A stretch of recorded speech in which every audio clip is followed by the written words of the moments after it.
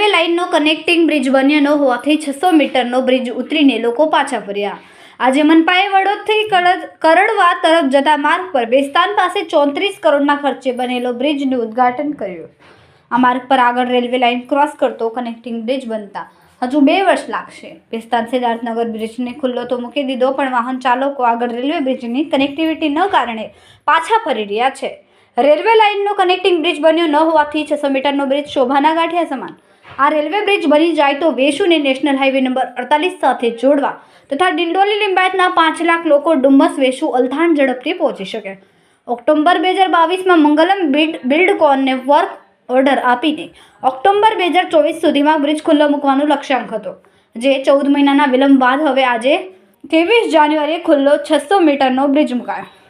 પરંતુ વડોદ તરફથી સિદ્ધાર્થનગર ઉતરતા ટ્રેમ્પ પછી રેલવે ટ્રેક છે। અધૂરા બ્રિજના લીધે ટ્રેક પાર કરવાની કોઈ વ્યવસ્થા નથી। સિદ્ધાર્થનગર રેલવે બ્રિજ હજુ 56% અધૂરું છે। પહેલો એવો બ્રિજ હશે કે જ્યાં વાહન ચાલકો માત્ર એક છેડેથી ચડી બીજા છેડેથી ઉતરી ફરી પાછા ફરવા મજબૂત બન્યા। બાળકો લસરપટ્ટીની ફરી મજા લેવા દાદરા ચડે છે, તેમ સિદ્ધાર્થનગર તરફ રેમ્પ ઉતર્યા પછી રેલવે ટ્રેક પાર કરવા કોઈ વ્યવસ્થા નથી। હાલમાં નવીન ફ્લોરિંગ જંકશન બ્રિજ લસરપટ્ટી સમાન બની ગયો। 2019ના વર્ક ઓર્ડર મુજબ સિદ્ધાર્થનગર રેલવે બ્રિજ 2.5 વર્ષમાં પૂર્ણ થવાને બદલે આજે 7 વર્ષે પણ અધૂરો। કામગીરીમાં વિલંબના કારણે પાલિકાની તિજોરી પર 15 કરોડનો વધારાનો બોજ પડ્યો। કુલ ખર્ચ 59 કરોડથી 74 કરોડ સુધી પહોંચી ગયો। સ્થાનિકોએ વહેલી તકે રેલવે ક્રોસિંગ બ્રિજ બનાવવા તંત્ર જોડે કરી